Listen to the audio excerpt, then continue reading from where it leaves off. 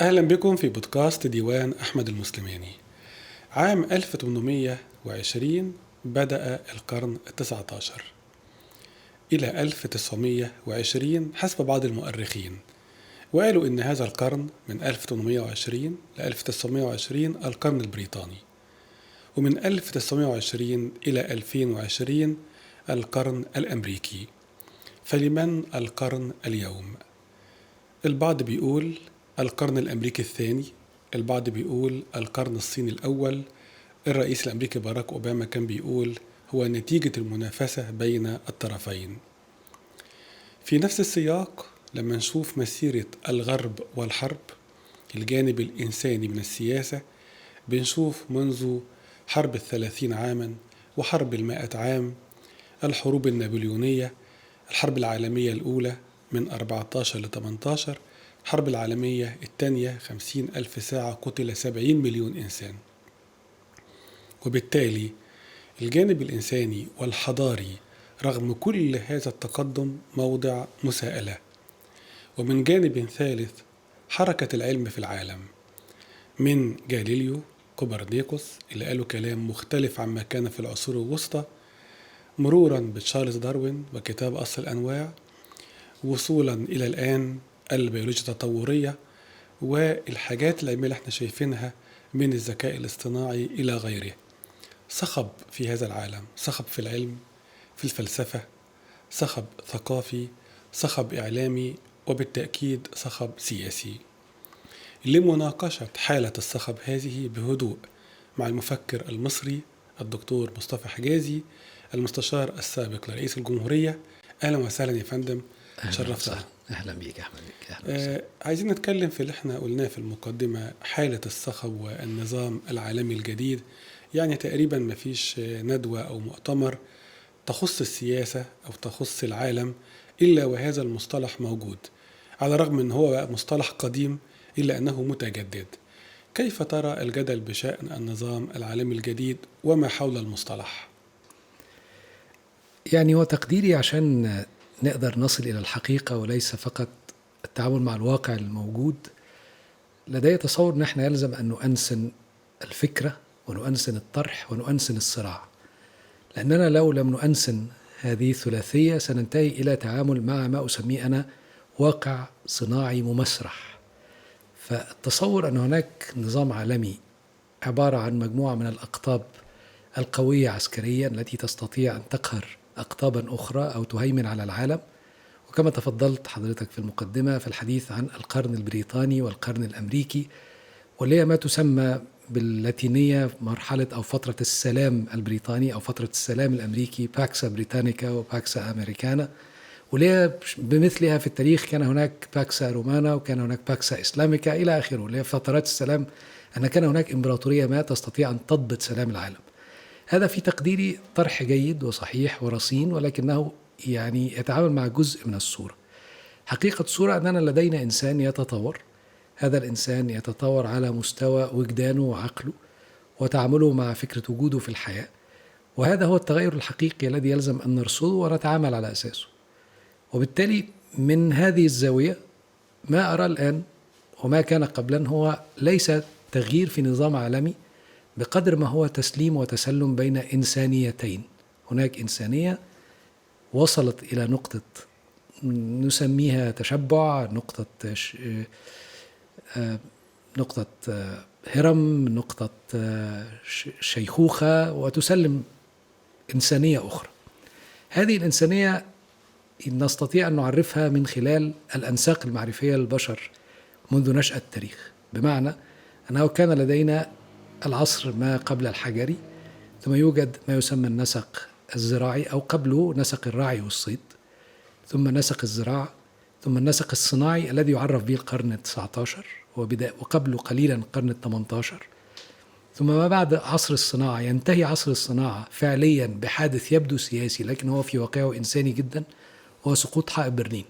بسقوط حائط برلين 1989 بتنتهي القطبية من العالم ظاهرا، بس هو واقعيا هو تسليم وتسلم بين عصر الصناعة وما بعد الصناعة. فيما بعد الصناعة أتت تجليات نلمسها نحن على مستوى السياسة والاقتصاد كتفرد الولايات المتحدة الأمريكية بالهيمنة على العالم كنهاية الأقطاب، بمعنى أن النظريات الاقتصادية الحادة جدا في قطبيتها ما بين رأسمالية واشتراكية أو ماركسية تنتهي هذه القطبية، لأن هناك بحث عن مسار جديد يسعد البشرية ويحل مشاكلها. فنجد أن جامعة كيونيفرسيتي كوليدج اوف لندن تتكلم على ما يسمى الطريق الثالث، ويوجد هناك بزوغ في هذه المرحلة إلى ما يسمى الرأسمالية الاجتماعية. ثم يأتي بعد ذلك مرحلة الحديث عن نهاية التاريخ والحديث عن صدام الحضارات ما بين هانينغتون وفوكوياما، ويثبت أنهم كانوا يستعجلون الأمور لأنهم ما تصورونه أنه كان هو النسق الأخير للإنسانية، يكون في حقيقته هو بزوغ لنسق جديد نسميه ما بعد الصناعة، ثم ما يسمى المعرفة والمعلوماتية، ثم ما بعد المعرفة والمعلوماتية، وهذا ما نحياه الآن وهو ما يسمى عصر الحكمة. هذه المقاربة التي نحياها الآن، واللي تقتضي في الحديث عن النظام العالمي أنه لا يوجد قطبية ولن توجد قطبية، لا ثنائية ولا أحادية، ولكن سيصبح العالم كأنه في بورصة قوة. يعني ما نتحدث عنه في المستقبل، والسؤال اللي تفضلت به حضرتك، لمن سيكون القرن القادم؟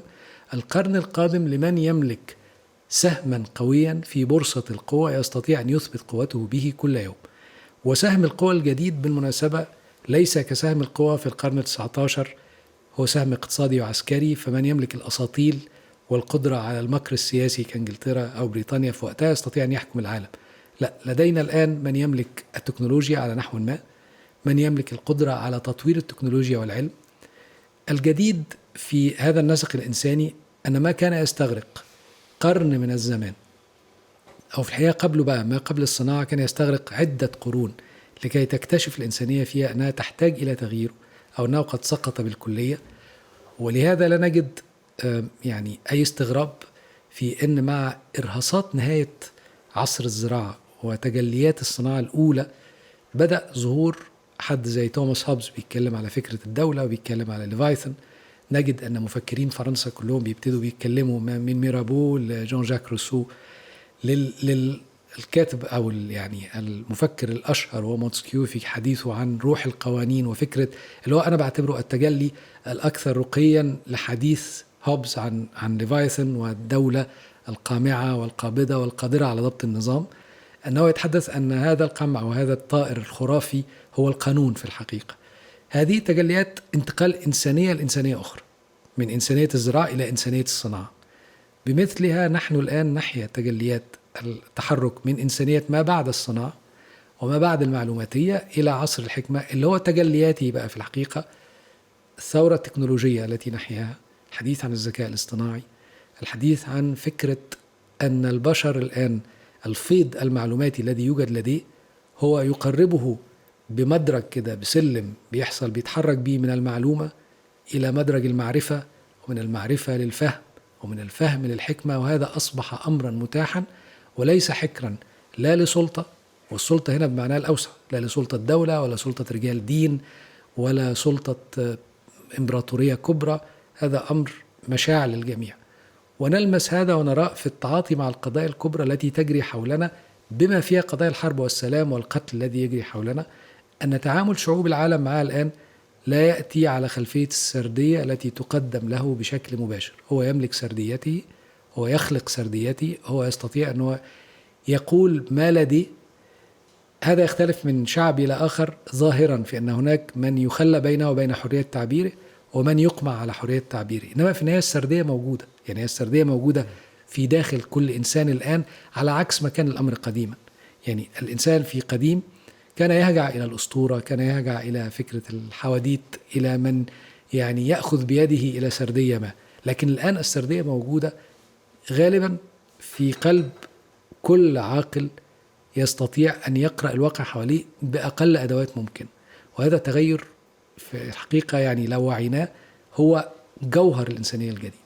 دكتور مصطفى حجازي، في إطار هذا العرض، الانتقال كما تفضلت من عصر الزراعة إلى عصر الصناعة إلى عصر جديد، أو في إطار أشمل من إنسانية إلى إنسانية جديدة، بالمقابل تخوفات من هذه الإنسانية الجديدة التي قد تكون لا إنسانية، بمعنى أن العالم أيضا في صراعاته انتقل من عصر السيف والرمح إلى عصر البارود، إلى العصر النووي، ولكن الآن الأسلحة المستقلة اللي هي الذاتية المسيرة، طائرات بدون طيار وغواصات بدون طاقم وكلاب آلية وإنسان آلي يقاتل. حضرتك بتقول الانتقال من إنسانية إلى إنسانية جديدة، ما قولك في من يرى الانتقال من الإنسانية إلى لا إنسانية؟ هذا جزء من حقيقة يلزم أن نحياها، بمعنى إذا كان الانتقال من عصر الزراعة إلى الصناعة أتى بمجموعة من الآلات التي تسببت في تغيير نموذج الحياة في المجتمع بما فيها فكرة العمل والبطالة، ومن كان يعني يرتزق من مهنة ما فاختفت هذه المهن، ولكن جاء على إثرها نوع من أنواع التمكين للبشر على نحو مختلف. لأن أحد السمات الأساسية للتغير من عصر إلى عصر هو إعادة تعريف منظومة القيم الكبرى في حياة البشر. بمعنى الفارق الحقيقي ما بين عصر الرعي والصيد إلى عصر الزراعة، ومن عصر الزراعة إلى الصناعة إلى ما تلاهم، هو تعريف القيم الثلاث الكبرى: الحرية والعدل والكرامة. وشاهدي على ما أقول ببساطة أنه طالما كان الإنسان هو مصدر الطاقة في عصر الزراعة قبل الماكينات، فكانت فكرة العبودية فكرة مستساغة، فكرة مقبولة، ولم ينظر أحد لفكرة إنهاء العبودية أو أنها فكرة ممجوجة. وكان يوجد النظام الإقطاعي بشكله الطبيعي كنظام سياسي مفترض أنه مقبول، وما كانت عليه الإمبراطوريات الكبرى هو أشبه بالإقطاعية الكبرى إذا جاز التعبير. لكن جاء عصر الصناعة، ومن باب أولى مع وجود الآلات التي يستعاض عنها بطاقة البشر، ليس فقط أن البشر أصبح أكثر حكمة ووعيا، لكن كأنها جاءت من باب أولى أن نحرر هؤلاء، لأن قيمة الحرية الآن أصبحت مطلوبة، لأن لا يوجد داعي لاستعباد البشر لاستخدامهم كمصدر للطاقة. هذا الأمر يجري الآن في منظومة القيم الكبرى التي لأول مرة في التاريخ قد ينازعنا فيها هجين آخر يبدو غير بشري، لكن سيبقى غير إنساني في كل الأحوال. يعني الفارق بيننا وبينه أننا الإنسان الوحيد الذي سيبقى على هذا الكوكب. سيوجد هجين آخر بشري، نصف بشري، شبه بشري، لكن في النهاية هو آلة ليس إنسانا. يستطيع أن يملك قدرة على الإنتاج، يستطيع أن يملك قدرة على الإنتاج الفكري، ولكن لن يملك وجدانا، لن يملك قدرة على أن يشعر بشيء وأن يتعاطف مع شيء حتى لو برمج على هذا. ما نحن بصدده الآن، وهذا ما أشرت إليه حضرتك، هو فكرة أننا من نقطة إلى نقطة أخرى، وهذا أثرته أنا في مقال اسمه 2027 البداية. هذا المقال ببساطة يتحدث على أن في 2027 هو تاريخ انتقال من قدرتين للتعامل مع شبكة التواصل أو الإنترنت. بننتقل من جيل اسمه الجيل الخامس إلى الجيل السادس، والفارق بينهما عظيم. الجيل الخامس الآن يسمح لنا بما يسمى شبكة الأشياء أو Internet of Things. شبكة الأشياء هي التي يمكن من خلالها أن نتعامل مع الطيارات بدون طيار، والغواصات بدون طاقم، والسيارات ذاتية القيادة، والقطارات ذاتية القيادة. كل هذا يأتي في سياق الجيل الخامس. طب ما الذي سيكون في الجيل السادس الذي يبدأ بالفعل 2027؟ لأن هناك 80,000 مركز بحثي بين أمريكا والصين موزعين للعمل على إنتاج هذا الجيل الجديد من القدرة على التواصل الإلكتروني. هو سيكون بزوغ الآلات ذاتية التعلم. الآلة ذاتية التعلم سيكون هذا هو تاريخ ميلادها ما بين 2027 ل 2030. طيب ما الجديد في هذا؟ إرهاصات نراها الآن فيما يسمى الذكاء الاصطناعي أو تشات جي بي تي بدون تسمية أو إعلان، بس يعني هذا النوع من الذكاء الاصطناعي هو سيصبح جزء من عقل هذه الآلة ذاتية القيادة. وهذا ما يجرب الآن، كيف يستطيع أن يفكر، أو يمكن أن يطرح علاقة بينه وبين البشر العادي فيجربه هذا البشر العادي. يعني ما يلجأ إليه كتير مننا في التعامل مع تطبيقات الذكاء الاصطناعي أيا كان اسمها، هو في الحقيقة مساعدة لهذه التطبيقات على تطوير نفسها من الآن. يعني كل الأسئلة التي تطرح عليها وهي تحاول أن تبحث فيها ويتم تصحيحها أو تصويبها أو الإقرار بصواب ما قامت به، هو عبارة عن تصويب للخوارزميات أو الألجوريثمز اللي بتشتغل جواها عشان تقدر توصل بيها إلى القدرة على أن تصبح ذاتية التعلم. ذاتية التعلم بمعنى أنها تملك القدرة على أن تسأل السؤال الواجب سؤاله. ودي نقطة مفصلية جدا في التاريخ يلزم أن نشير إليها في إطار الحديث عن الإنسانية. التغير من حالة إنسانية إلى حالة أخرى يأتي في الغالب على خلفية أسئلة فلسفية كبرى كما نحاول أن نناقشها اليوم. الأسئلة الفلسفية الكبرى في الغالب يعني قدرة أي أمة على أنها يكون لها السبق من عدمه مرتبط بقدرتها على طرح الأسئلة، ليس الإجابة عنها، طرح الأسئلة الصحيحة في الوقت الصحيح بالصيغة الصحيحة. إذا طرحت هذه الأسئلة بأكبر قدر ممكن يصبح هذا مساحة من حث أو حض المجتمع على البحث في الاتجاه الصحيح، وإذا بحث في الاتجاه الصحيح حتما سيصل.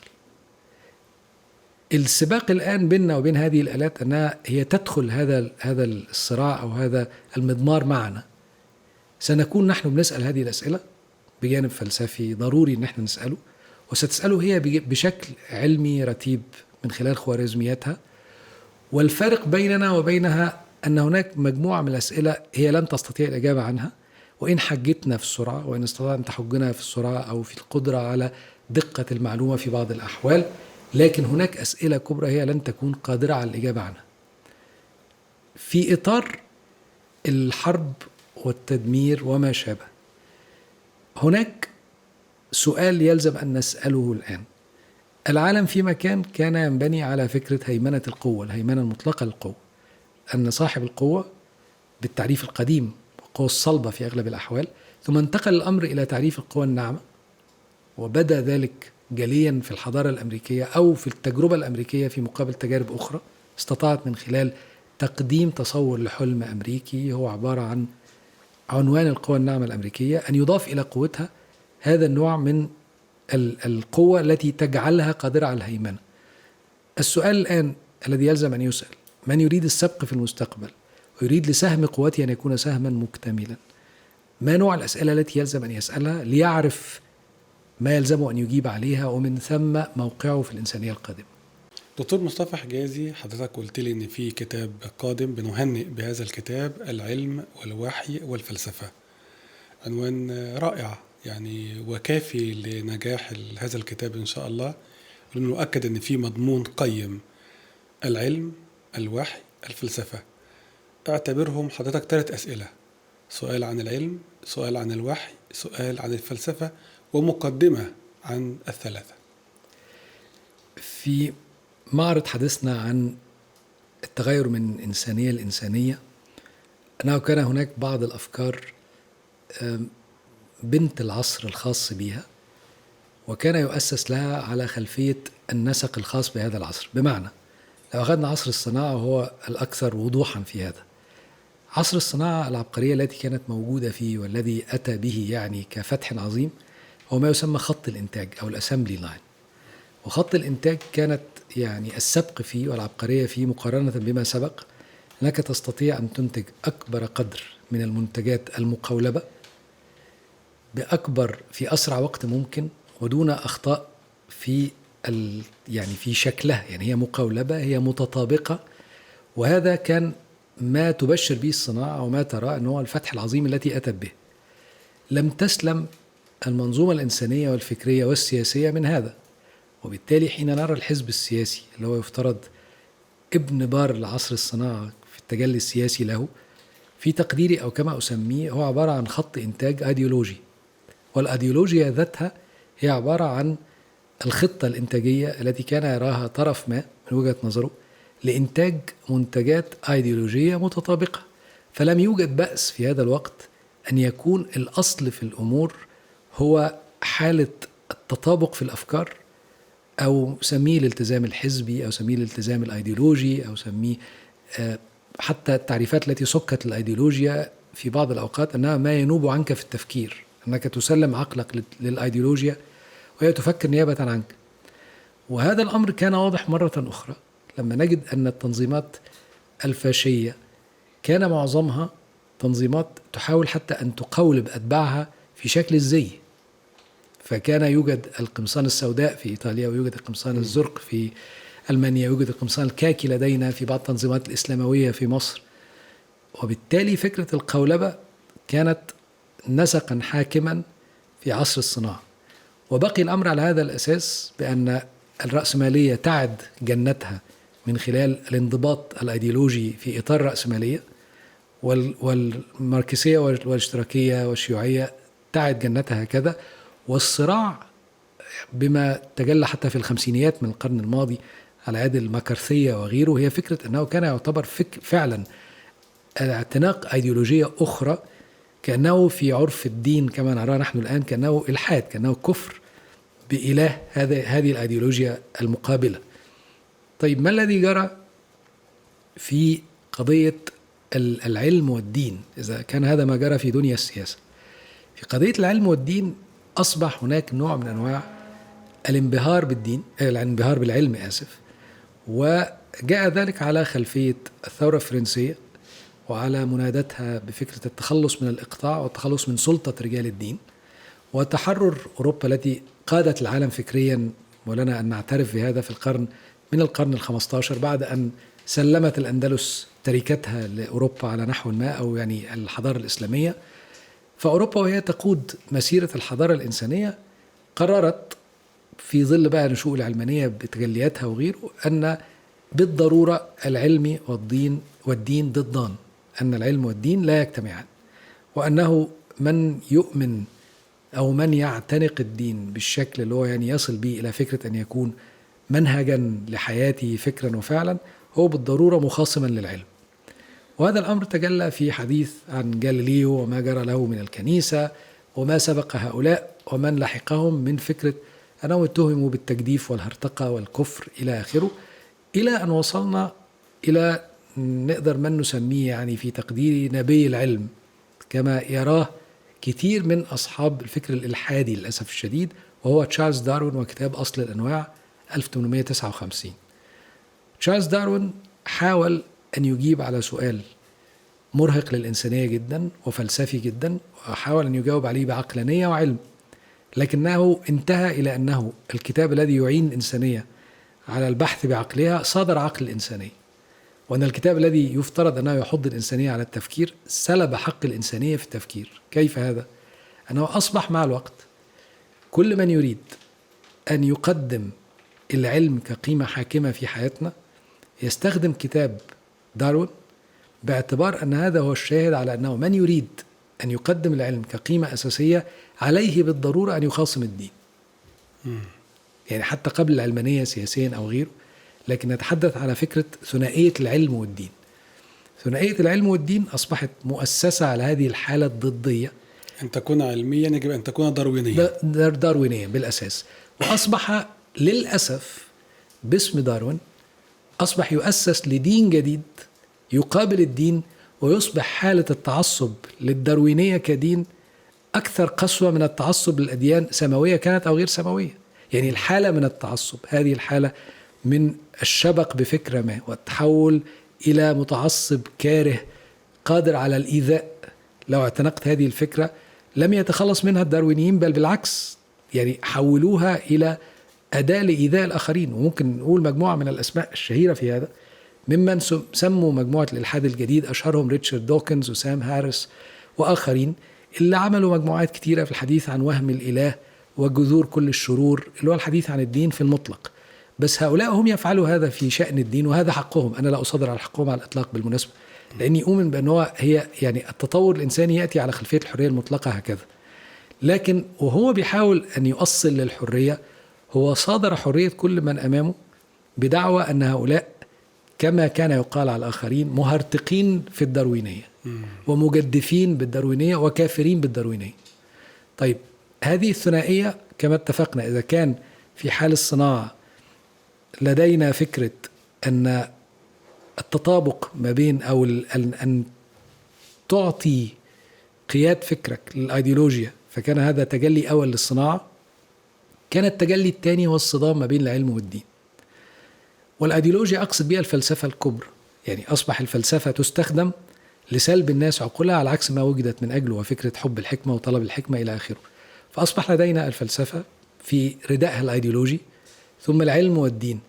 ما جرى بعد سقوط حائط برلين وما جرى بعد فكرة ما تحدثت عنه أن هناك ما يسمى عصر المعلوماتية، ثم الوصول من العصر ما بعد المعلوماتية لعصر الحكمة، أصبح دون أي عنت ممكن كتير من الأمور التي كانت تبدو صدامية نجدها محسومة بمقاربات ثلاثة، ما بين مقاربة علمية لمقاربة فلسفية لمقاربة تأتي كما أسميها من الوحي وليس من الدين بالضرورة بالمعنى الضيق. الوحي بمعنى أنه هناك حديث للسماء للخالق يتحدث في شأن قضية ما، ثم حديث البشر اجتهد فيه بعقلهم من خلال الفلسفة، ثم اجتهدوا فيه من باب آخر من خلال العلم.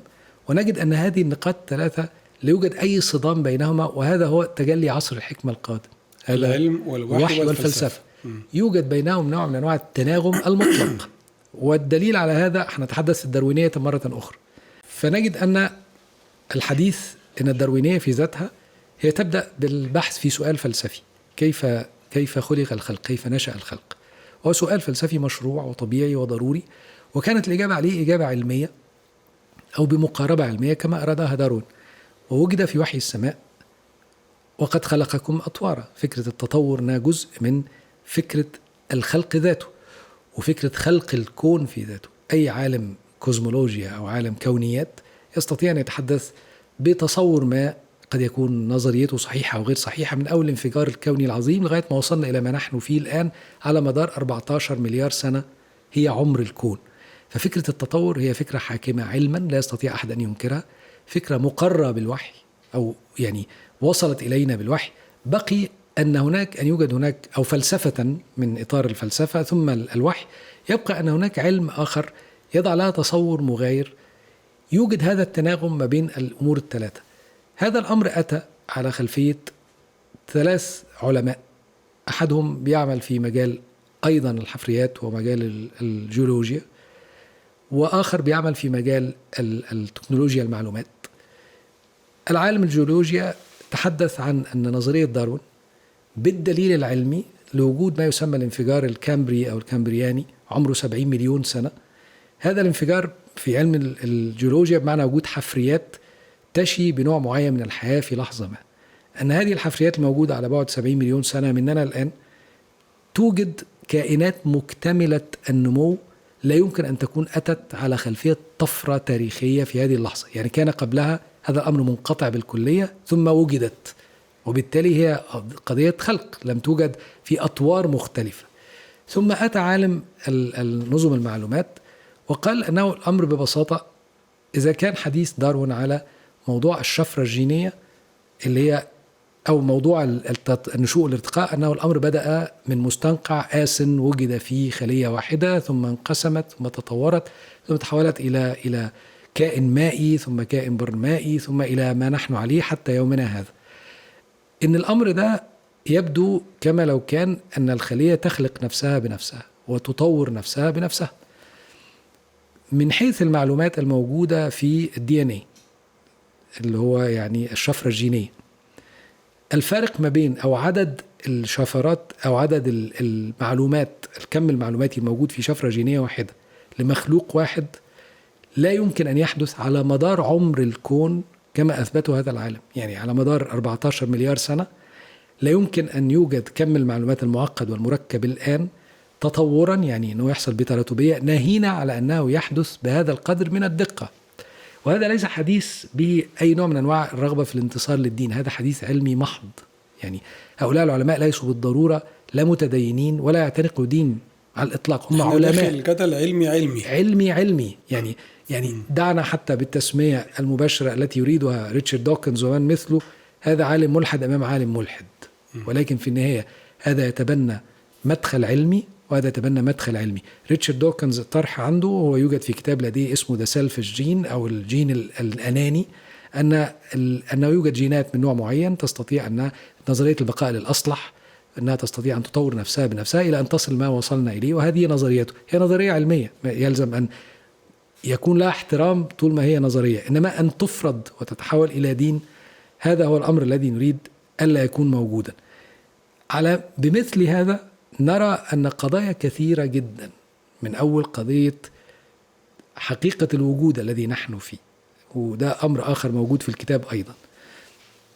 إحنا في حقيقة الوجود التصور الحاكم أنه يوجد نظريتين أمام بعضهما البعض بتفسر حقائق الوجود المتناهي الصغر والمتناهي الكبر، ما بين ميكانيكا الكم وما بين نظريات النسبية الكبرى والصغرى إلى آخره، أو المحدودة، أو يعني الليميتد، الخاصة والعامة، نظريات النسبية الخاصة والعامة لأينشتاين. هناك تفسير يأتي من جانب العلم، هذا التفسير قاطع الآن بأن حقيقة الوجود المادي هي حقيقة موجية، بمعنى أنه هذه الذرة وهذه المادة التي توجد فيها حقيقتها موجة، لا توجد مادة بالمعنى. طب هذا الأمر مثبت علميا؟ نعم، موجود، مثبت علميا من بداية القرن العشرين في الحقيقة، من أول ميكانيكا الكم بقت موجودة وابتدت تتكلم على فكرة أن أصل الوجود أصل موجي مش أصل مادي. طيب ما الذي يعنينا في هذا؟ الذي يعنينا أننا الآن في الحقيقة نتعامل مع هذا الوجود الأثيري كما أسميه في الكتاب، ولا نشعر بأننا نتعامل مع وجود حقيقي. بمعنى لما بنفتح شاشة الكمبيوتر عندنا ولا الآيباد ولا غيره ونسترجع لقطة فيلم من التاريخ، وليكن مثلا رئيس السادات يخطب في خطبة النصر في البرلمان المصري في سنة 73، هناك تصور الآن ما نرى أن تم التقاط هذه الصورة، وهذه الصورة تم اختزانها على نحو ما، وأن هي صورة. لا، واقعيا كما أفهمه أنا من فكرة حقيقة الوجود، أن هذه اللحظة لها حقيقة موجية ثبتت في وضعها ده. هي الحقيقة في الحياة تمشي كما يسير فيلم السينما، كادرات وراء بعضها، كل كادر من دول كان في لحظة ما، وهذه اللحظة هي لحظة حقيقية موجودة ومختزنة في الأثير ونحن نتحدث الآن، هي لم تختفي. كل ما نستطيع أن نفعله أننا اختزناها من هذه اللحظة واستطعنا أن نعيدها على وسيط آخر، فنحن نستدعي الأثير من خلال أثير. وكما أنه يختفي لدينا الصورة بمجرد اختفاء التواصل الإلكتروني من خلال النت أو غيره، هذا ما جرى في الحياة. هذه اللحظة انتهت صورتها. طب هذا ما يقوله العلم وتفسير الفلسفة كما أراها أنا من وجهة نظري كحقيقة وجود. طب هل يوجد في الوحي أو في الفلسفة التي تعاملت مع الوحي ما يوجد هكذا؟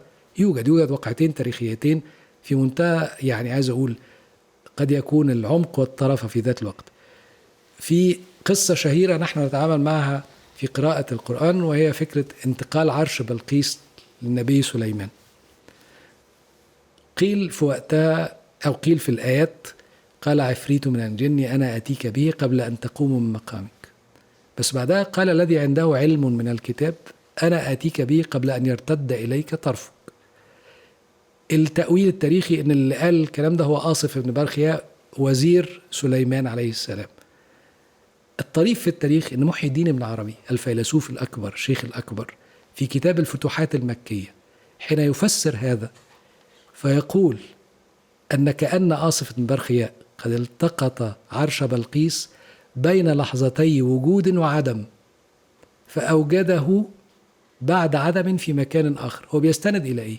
بيستند إلى حديث الأشاعرة اللي بيتكلموا على نظرية اسمها الخلق المستمر، اللي هي تتطابق مع الحقيقة الموجية، أننا كلنا موجودين ما بين لحظة زي الفيلم زي ما اتفقنا، وأنا أتحدث إلى حضرتك كدر كدر كدر.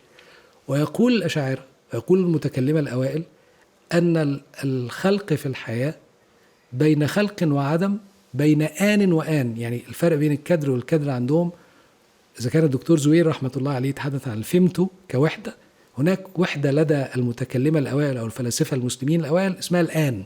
هذا الآن هو لحظة، هي جزء من بقى يعني من فتات الزمن، هو ده اللي بيحدث بينها حركة حياة كما أتحدث إلى حضرتك الآن. فنحن بين كدر وكدر.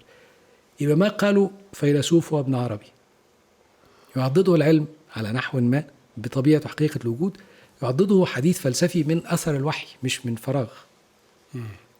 فده الوجود الموجي للإنسان، الوجود الأثيري للإنسان بالضبط. وأن المضارع محدود للغاية بالضبط. يعني لحظة لا يوجد مضارع، نحن بين مستقبل وماض.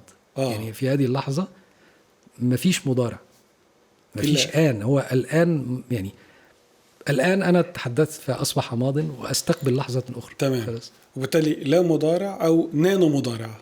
ولا نانو. ولا آن نانو. يعني الآن وفقا للأشاعرة أفضل الأشياء. الآن يعني أقل من نانو والفهمت وأقل من كل شيء. عظيم. طيب نأتي للموضوع الفلسفة عموما، وأكيد حضرتك بهذا الكتاب اطلعت على فلسفة غربية وربما فلسفة مشرقية. كيف ترى حال الفلسفة الآن والفلاسفة وطبقات الفلاسفة؟ صحيح. هو في جزء يبدو أنه هو أن حديث الفلسفة يبدو أنه منحسر نتيجة أن التكنولوجيا أكثر سطوة، وأن استقبال البشر الآن للأفكار يأتي في مرحلة التعامل الفلسفي الأخير، بمعنى أنه كما تعرف حضرتك بالضرورة أنه التكنولوجيا علم، أو يعني هي تطبيق علم. ما يسبق التطبيق العلمي هي نظرية علمية، ما يسبق النظرية العلمية هي فلسفة العلوم.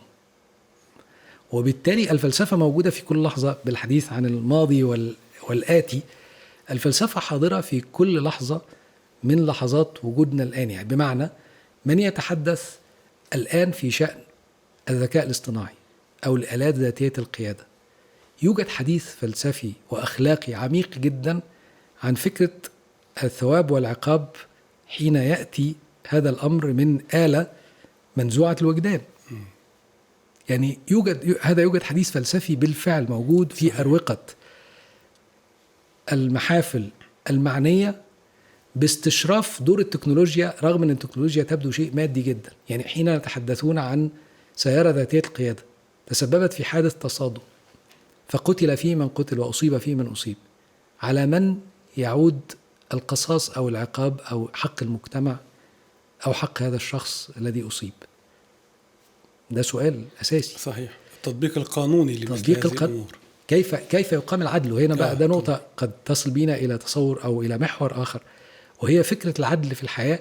وفكرة العدل في الحياة هي فكرة أيضا طالها ما طالها من نضج وإنضاج على مسار التاريخ الإنساني كله، بما فيها آخر تجليين أنا بعتبرهم يعني الأكثر وضوحا في القرن الماضي ما بين جون رولز وما بين أمارتيا سن. هم دول أفضل من كتب في العدل على نحو ما. جون رولز هو بيتكلم على فكرة خلف أستار الجهل، أن نكون جميعا خلف أستار الجهل كي نستطيع أن نقرر ما هو عادل وما هو غير عادل، إلى فكرة الإمبارشياليتي عند أمارتيا سن أو غيره. إنما هو الفكرة هنا أن الفلسفة حاضرة قد تكون لا توجد لها الأروقة التقليدية التي كان يلجأ إليها الناس للبحث عن السؤال والبحث عن الإجابة، إنما هي تكاد تكون هي المحرك الأساسي لحياتنا الآن، ولكن من وراء ستار كستار رولز. يعني دكتور مصطفى، هل نتوقف أكثر عند خريطة الفكر الغربي، ليس فقط مناقشة أثر الذكاء الاصطناعي وما إلى ذلك، إنما مجمل الخريطة الفكرية؟ يعني في فترة كنا شايفين زي ما تفضلت نهاية التاريخ، صدام الحضارات، وبعدين فترة كمون في الفكر السياسي الغربي، وبعد أطروحات كيسنجر، برنارد لويس، بريجينسكي، يعني كل هذه الأطروحات هناك الآن خفوت. ممكن نجد مقالات صحفية هنا أو هناك، توماس فريدمان أو فريد زكريا أو آخرين. هل ترى أن الفكر الغربي ولا سيما الأمريكي وأيضا الأوروبي في حالة كمون أم ارتباك أم ازدهار لا نراه؟ لا، تقديري إن هو في حالة من حالات التيه الوقتي، يعني هو يحيا صدمة أنه كان على خلفية ما كتبه فوكوياما وهانينغتون، أنه كان تصور أنه بالفعل قد يعني ملك اللحظة وأنه لديه الأطروحة الختامية الإنسانية، فما لبث أن تغيرت الأمور عليه ورآها بشكل آخر. طبعا هو قد أتحفظ، طبعا تحفظ يعني ليس لتقليل من شأن أحد، ولكن حين أتحدث عن توم فريدمان أو فريد زكريا فهم يعني يصلوا إلى مرحلة التحليل السياسي أكثر منهم يعني أصحاب أفكار. يعني هو محللين سياسيين جيدين جدا ومثقفين ووسائل اطلاع، لكن في النهاية حين نتحدث عن الفلسفة ممكن نتحدث عن يعني هناك حالة كما اتفقنا، حالة من حالات البحث مرة أخرى عن ما الذي يجري حول الفهم. من ضمن الأسماء اللي موجودة عالم سياسة وأصبح الآن رئيس فنلندا اسمه أليكس تاب. أليكس تاب كان موجود في جامعة أوروبية في فلورنس في إيطاليا، وكان يحاول يجتهد، وهو عالم بالأساس عالم علوم سياسية، أن يفهم العالم حواليه من زاوية طرح الأسئلة. هناك معاهد في العالم كمعهد اسمه معهد الأسئلة الكبرى كما أظن لم أكن مخطئا لعالم اسمه ماكس تاجماك، وهؤلاء يحاولون أن يجيبوا على أسئلة أساسية تحيط بحياتنا، كما يحدث في فكرة ثنائية، وكتبتها مرة، ثنائية الذكاء والوباء، الذكاء الاصطناعي ثم الأوبئة. وهنا حين يتحدثون عن فكرة أنه يوجد الآن تصور وسيوجد قريبا من باب التكنولوجيا أن يعني بلغة الكمبيوتر كده هيحصل هاكينج للبشر، أنه سيمكن قريبا جدا أن توجد رقائق موجودة ستزرع لأي أحد كان. وهذا تصور على فكرة حاكم في فكرة العلاج في المستقبل، أنه لا يوجد علاج تابع، لا توجد فكرة يعني ضبط الجودة، ولكن هي فكرة الجودة المسبقة أو العلاج الوقائي. لكي يوجد علاج وقائي يلزم أن توجد رقائق موجودة في جسد البشر من خلالها يمكن أن يتم تقييم الحالة الصحية، ثم احتمالات وجود مضار أو مخاطر، ثم العمل الاستباقي على منعها. هذا الأمر على قد ما يبدو جيد وفتح علمي وعظيم، إنما هو في النهاية يصل بنا إلى أن نصبح نحن جزءا مقروءا لأطراف أخرى، قد تكون منها الأطراف التي تريد أن تبيعنا ما نستهلكه، أو تبعنا نحن لآخرين يستهلكوا معلوماتنا. وهذا أمر قائم الآن، فكرة أننا نصبح نحن السلعة بمعلوماتنا أكثر من أننا مستهلكين. على الإنسان نفسه بالضبط. هنا بقى أصبح الهاكينج على الإنسان نفسه بما يحمله من مخاطر. فكرة أنك تستطيع أن تتحكم في هذا الإنسان من خلال هذه الشريحة، هذا بقى أمر يأتي في لاحق وليس بعيد. فكرة أنك أولا تستطيع أن تعرف ما يجري بداخله، وهذا الأمر على فكرة حادث الآن في شكل خارج الجسد، من ساعات إلى أسورة إلى غيره. تقرأ وظائفك الحيوية كلها، مظبوط، وتعطي عنها تقرير آني، وتستطيع أن توجهك إلى ما يلزم أن تفعله أو لا تفعله. هذا الأمر لو وصل إلى فكرة الوصول إلى داخل الجسد، وهذا حدث بالفعل، وفكرة وجود الشريحة أو الشيب والتعامل معها كمان على أنها تصبح هي بها الهوية وبها احتياجاتك المادية وبها احتياجاتك اليومية. يعني يوجد في أحد المدن السويدية إن لم أكن مخطئا تم زرع شريحة تجريبية لبعض أبناء هذه المدينة، طوعا يستطيع أنه يفتح بيها باب بيته ويقدر يدفع بيها، يعمل بإيده فقط، اللي هو ويدفع الحساب برضه، يدفع الحساب برضه، هكذا. يعني هي نفس المنطق الموجود، بدل ما هي شريحة في داخل جهاز خارجي تليفون أو غيره، هي موجودة في جسد البشر، بدل الكارت اللي معاه أو بالضبط. الموبايل. هو أصبح هذا هي فكرة البعد المماغنط أو الذي يرسل إشارات ما تحمل المعلومات. هي فكرة أن التعامل على المعلومة هو الأساس. وسنجد أن هناك أمرين حاكمين في حياة البشر، احنا نجدهم حتى بالمعنى الاقتصادي، هم يعني من يهيمن على الدنيا: المعلومات والطاقة. هذين هم الأمرين الذي يوجد فيهم السبق كله. بمعنى لو تحدثنا من أول الخلية الإنسانية، فالخلية الإنسانية خلقها في الحقيقة يعني هي حية لأنها بها طاقة مادية وبها معلومات. هذا هو كنه الحياة.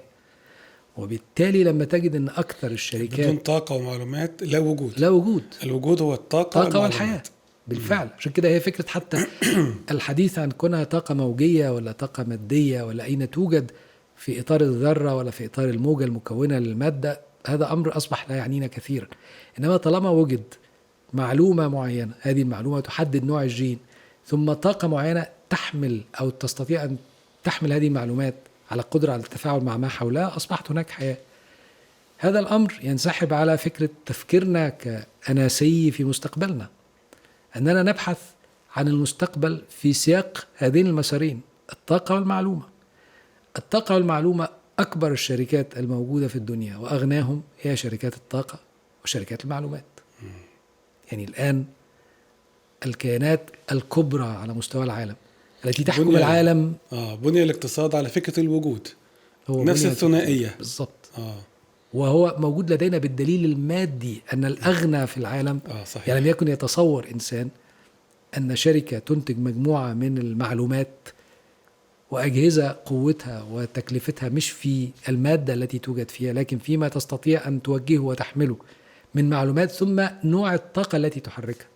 ونوع الطاقة يتسع تعريفه، بمعنى أننا الآن لما يوجد شركة دون أن نعمل إعلانا لحد زي إيلون ماسك على موضوع ستار لينك مثلا، فكرة وجود كم كبير من الأقمار الصناعية على مستوى خفيض تستطيع أن تصل بالعالم إلى التواصل التام ما بينه. فكرة ما يسمى الأوترنت مش الإنترنت، فكرة أن يوجد إطار زي غلاف كده، غلالة حول الكوكب كله، يستطيع العالم كله أن يتواصل من خلال أجهزته أو من خلال نفسه مستقبلا من خلال ما يقوم به. الحوسبة التي توجد الآن في إطار ما يسمى الأوجمانتد رياليتي مش الفيرتشوال رياليتي، اللي هي الحقيقة التكاملية مش الحقيقة الافتراضية. وهذا أمر يستطيع أي أحد أن يذهب إلى متجر الآن للتليفونات، يتعامل مع نوع جديد من الحواسيب، يتعامل مع الواقع حواليه كله في إطار أنه يحرك هذا الواقع حوله بأهداب عينيه وبأطراف أصابعه دون أن يتواصل مع أي شيء، لمجرد أن هناك تواصل ما بين المعلومة وما بين طاقة ما وجدت، فاستطاع أن يتحكم في الوجود المادي حواليه أو ما يفترض أنه مادي، لأنه حتى هذه اللحظة هو مادة افتراضية، هو augmented reality. إنما هذا هو شكل المستقبل مرة أخرى. دكتور مصطفى حجازي، في هذا السياق اللي بنناقش فيه أبعاد فكرية عالمية، هل ممكن نقف في محطتين لهم أهمية في الحضور ليس فقط السياسي وإنما أيضا العلمي والاقتصادي في عالم اليوم والفلسفي كذلك، بكين موسكو، الصين وروسيا الاتحادية؟ كيف ترى الصين وروسيا في إطار هذا النقاش؟ هو النموذجين الجيد فيهم هم ينتموا إلى، إذا جاز تعبير، حضارة قديمة جدا، ثم حالة إمبراطورية في التاريخ لها كبريائها ورغبتها في التواجد في هذا السياق الإمبراطوري أيا كان نوع نظام الحكم الذي يحكمها. المعضلة في تقديري بالنسبة لهذين النظامين أن هما يصطدم مع محدد أساسي للإنسانية أو للأنسنة سيجعلهم دائما في المرتبة اللاحقة وليس في مرتبة السبق. بمعنى الفارق ما بين الغرب، وهنا ليس هذا في معرض يعني لا الافتتان بالغرب ولا الرغبة في يعني الحديث عن أن الأطروحة الغربية هي الأطروحة الأكثر رقيا على الإطلاق، بالعكس هي أطروحة عنصرية في أغلبها، هي أطروحة كما تحدثنا في سياق العلم هي في حالة من حالات الصدام والتشنج في انتقالها، لا تنتقل انتقال سلس من نقطة إلى نقطة. قد يستثنى النموذج الأمريكي لأنه حاول أن ينشأ بالعلم والفلسفة في مقابل النموذج الأوروبي الذي نشأ بالحروب والصراع يعني. إنما هذه النماذج في أغلب الأحوال النماذج الغربية إذا جاز التسمية يعني، واللي هي أعتقد أنها أخذت هذا من جزء من النموذج العربي القديم الأندلسي مثلا، هو أنه دائما يبحث عن بعد مؤسس في التعامل مع نشأة المجتمع وبقائه واستدامته وقوته، هو البحث عن نوع ما من سعادة هذا المجتمع، هو يؤسس لسعادة ورفاه هذا المجتمع، ولا يجد لديه هذا الوهم أنه يلزم أن يؤسس قوة الدولة أو الحضارة أو الإمبراطورية على قهر أو سحق أو عدم سعادة هذه المجتمعات، على شقائها بشكل أو بآخر. هذه الحالة يوجد قدر من النقيض ليها بشكل مباشر في الحالة السوفيتية أو الروسية، السوفيتية قديما، الروسية قبل وبعد الآن. وفي الحالة الصينية أن هناك تصور أن البشر يأتي في مرتبة تالية، ولكن الفكرة الكبرى، الحالة الكبرى، الإمبراطورية الكبرى تأتي أولا. هذا قد يضمن لهم نوع من أنواع النجاح كما أسميه الصناعي بمعنى عصر الصناعة الذي يستطيع أن ينتج أسرع، ينتج أقوى، كما في حالة الصين. لكن على المدى الأبعد، وهنا نتحدث أن الاستدامة عنصر به حجية على حقيقة الشيء أو عدم حقيقته. بمعنى حتى نجد في التعبيرات التي تأتي من السماء الحديث عن السعادة دائما يرتبط بفكرة أبديتها، فكرة استدامتها. فإن لم يوجد بحث عن فكرة الاستدامة وتأسيس لها، تصبح النماذج دي عبارة عن نماذج جيدة ولكن قصيرة العمر، محدودة الأثر. وعشان كده لا يستغرب أحد أن يوجد عبقريات في الأدب الروسي مثلا وعبقريات في الفن الروسي وعبقريات في الثقافة الروسية، ولكن أثرها محدود في المطلق، لأن هو أريد لها أن تصبح إما رهينة القياصرة في سابق، أو رهينة قياصرة السوفييت في لاحق، أو رهينة قياصرة الكرملين الآن. وهذا أمر لن يصل إلا إلى إنهاك هذه القدرات والوصول بها إلى أنها تكفر بالمشروع الأكبر الذي يراد لها أن يكون جزء منه، وينتهي الحال كمحصلة في النهاية إلى أن تصبح هذه القوة دائما قوة لاحقة. وفي حالة روسيا هذا الأمر أكثر وضوحا، يعني نجد في التاريخ روسيا دائما إمبراطورية من المرتبة الثانية أو الثالثة، لم تستطع، يعني لا يستطيع أحد أن يتخيل أن دولة بهذا الحجم، بهذا الاتساع الجغرافي، وبهذا التعدد في القدرة على وجود موارد بها، هي أغنى من، يكاد يكون من أغنى دول العالم قاطبة في الموارد، لكن لديها هذا القدر من المعاناة على المستوى الاقتصادي وعلى مستوى تبوء الموقع الذي يمكن أن يكون مكافئ لقدرتها. طب كيف تستطيع أن تتبوأ موقعها في الأغلب؟ بمزيج من القوى الحقيقية الموجودة، وباعتماد المناوئة والمناكفة والمحاولة وجود أن تكون دائما هي القادرة على تفجير حال سلام العالم بشكل أو بآخر، أن تضع العالم في خانة المختطف أو الرهينة. الصين قررت الأمر على نحو مختلف، وهي قررت أن تقوم بدور التاجر التاريخي. لديها ثأر تاريخي من أيام حرب الأفيون وما قبلها، بأنها تم يعني السطو على مقدراتها وتم النصب عليها بشكل أو بآخر، وعليه فهي تنتقم من هذا العالم الذي يوجد حولها. وهذا أمر ليس به يعني لا محاولة للتقليل من حجم وقوة المشروع الروسي الحالي، الصيني الحالي آسف، ولكن هناك بعد نفسي. بما أننا نتحدث عن أناسية، عن بشر، هناك محرك وجداني أساسي يلزم أن يبحث عنه دائما، كما نجد في النموذج الغربي النموذج الاستعماري موجود في الوجدان لديهم، تفكيك يعني الأصول أو الجذور المحركة لحركة هكذا قوة كبيرة بتعنا على أن احنا نستشرف مستقبلها، وتعنا أكثر على قدرتنا على التفاعل والتعامل معها.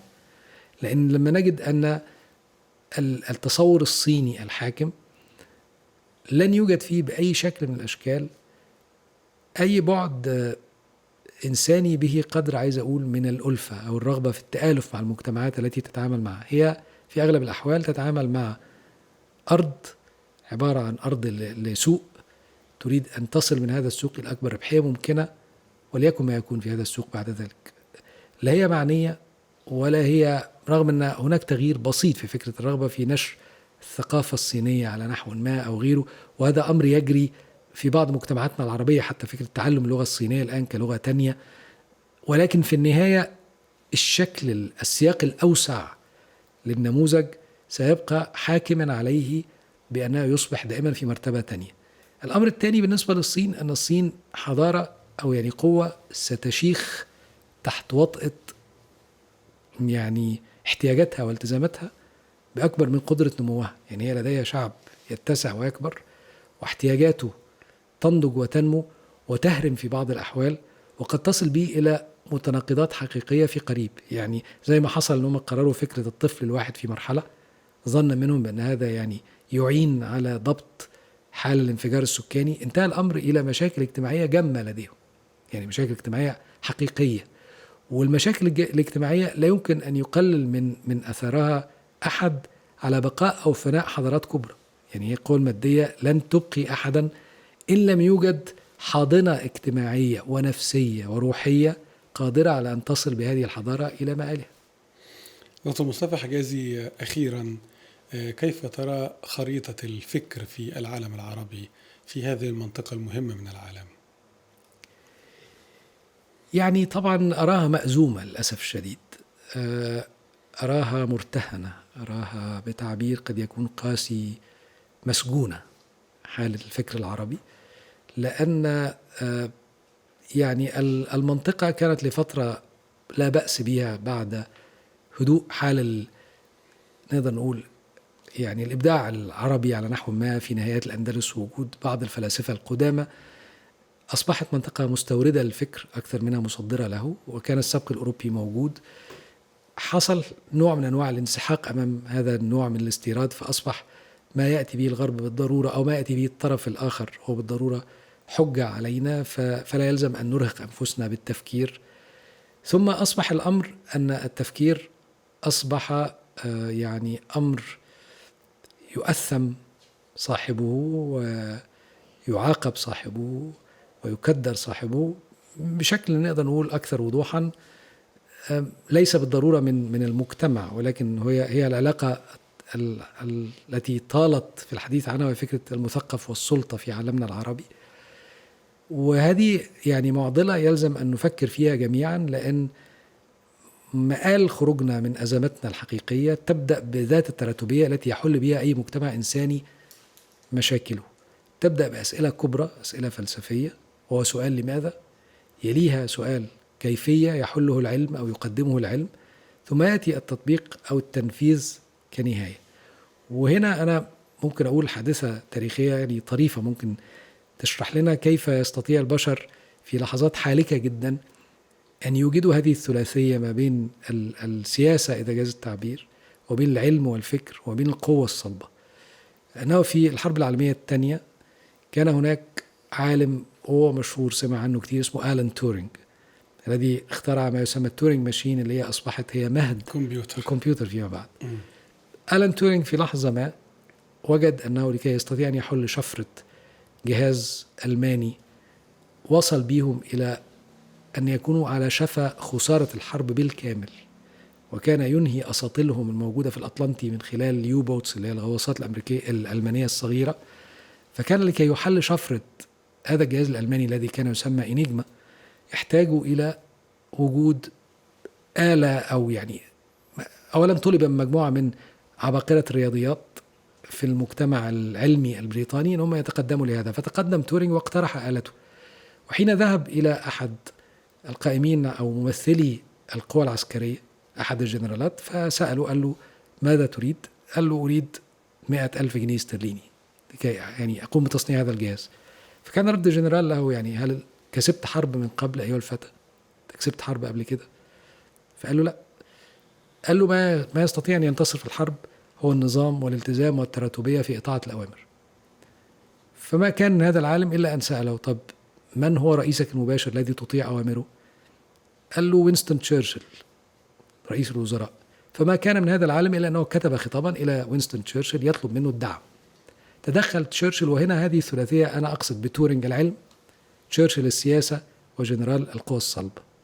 تدخل تشرشل كي ينتصر إلى العلم، فاستطاع العلم أن ينتج هذه الآلة التي استطاعت أن تعين القوة العسكرية على الانتصار في الحرب، وتستطيع أن تصل بها إلى حماية ما قدر ب14 مليون روح في أوروبا كلها. فيبقى السؤال ما الذي ينتصر في النهاية للبشر؟ العلم أم الفكر أم القوة الصلبة؟ الفكر المعنى الأكبر اللي هو السياسة والفلسفة.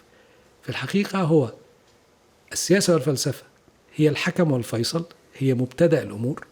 العلم يطبق ما ينتج عنها من أفكار، ثم تأتي القوة الصلبة لتنفذ هذا في النهاية.